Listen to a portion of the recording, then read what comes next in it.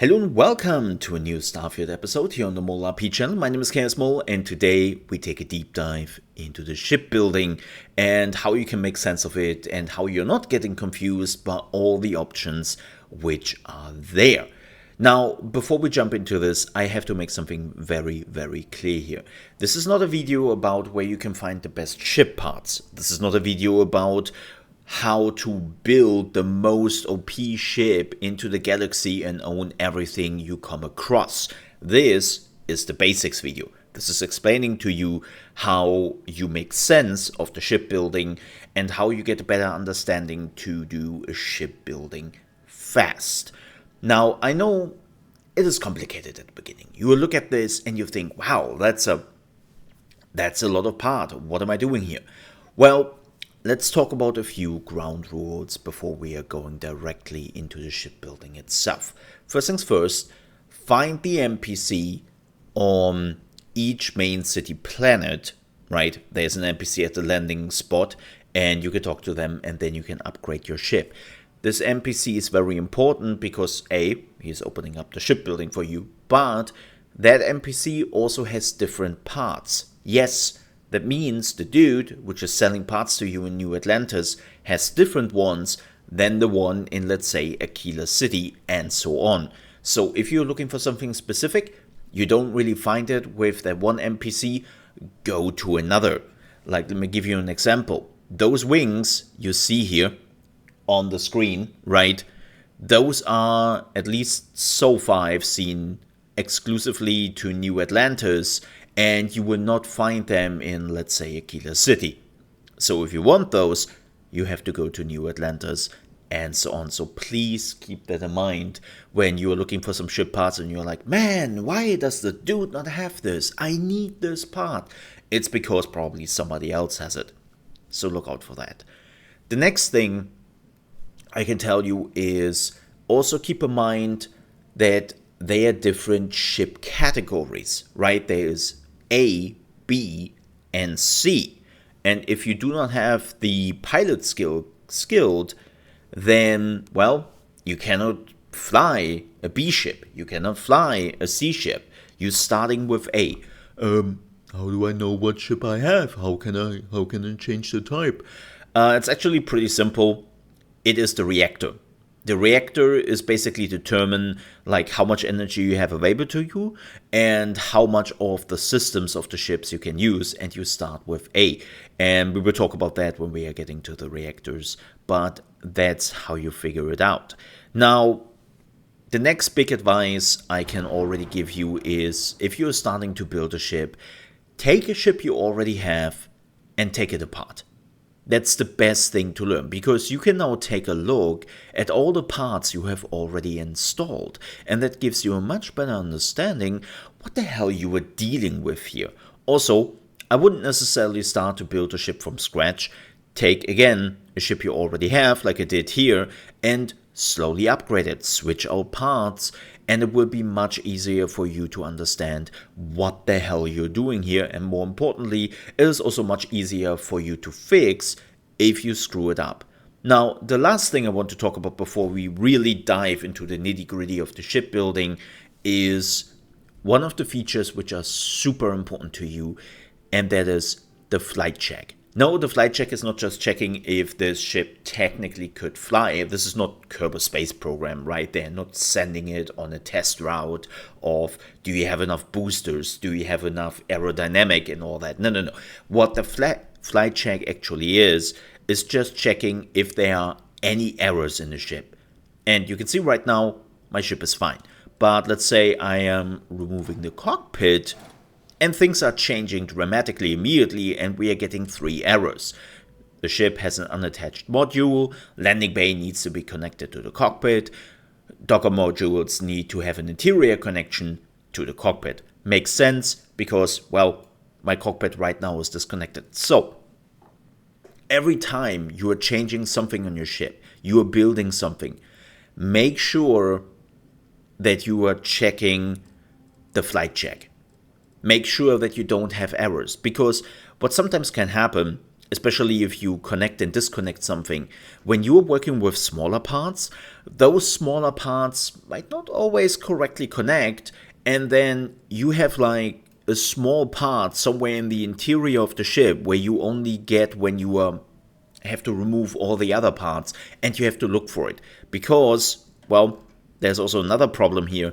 The game is not really telling you what is really unattached, right? It tells you ship has an unattached module. And right now, well, it's pretty obvious which one it is, right? It's this one.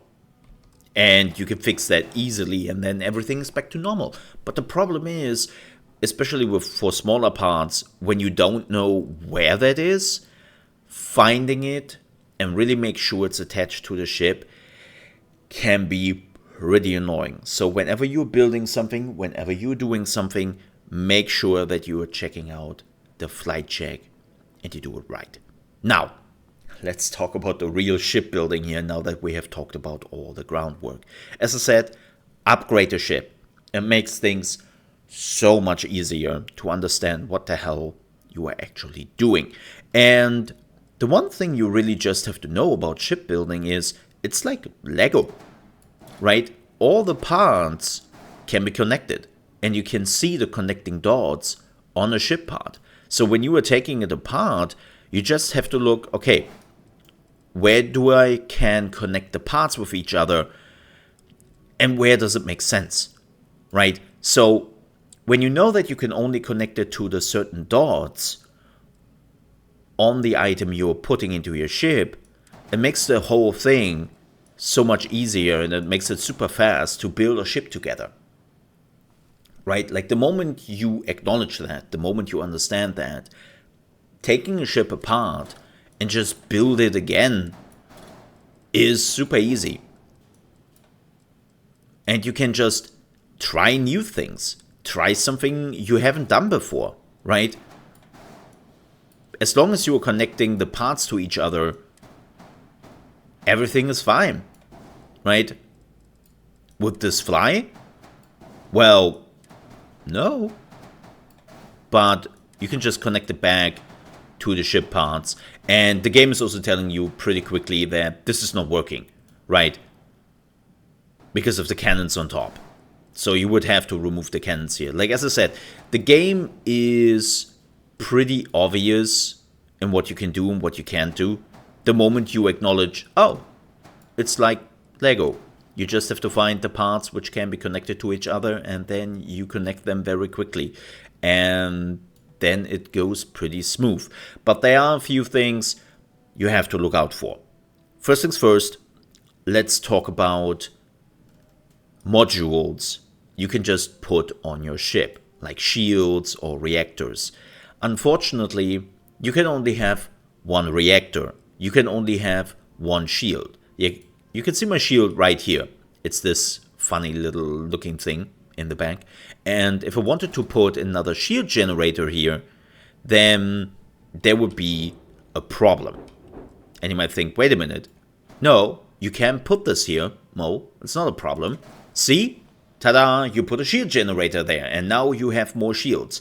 No, you get an error. You see it right here, as I said. Always check your flight check.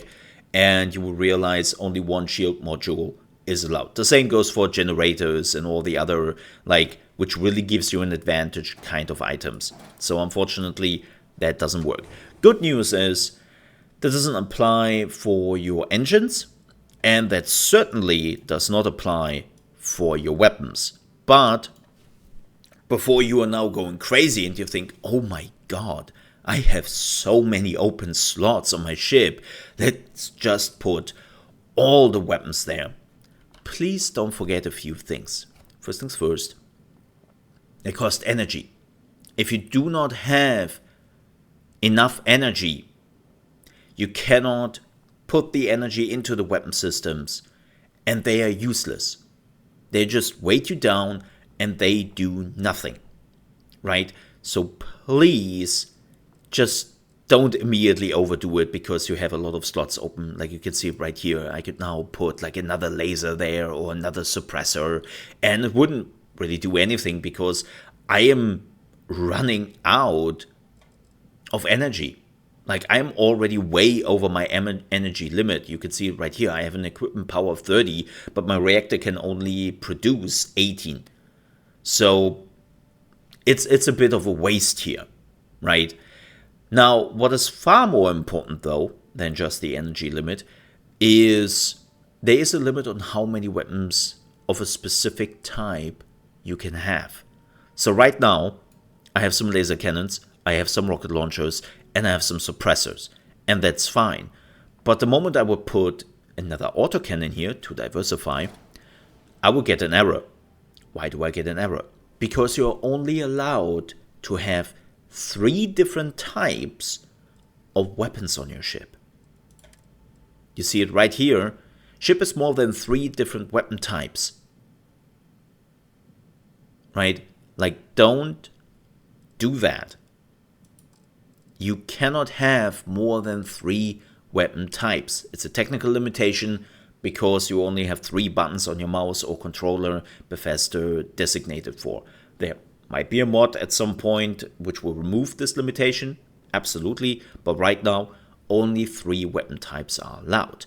Now, what is important also is when you're putting in a new weapon, you have to configure it.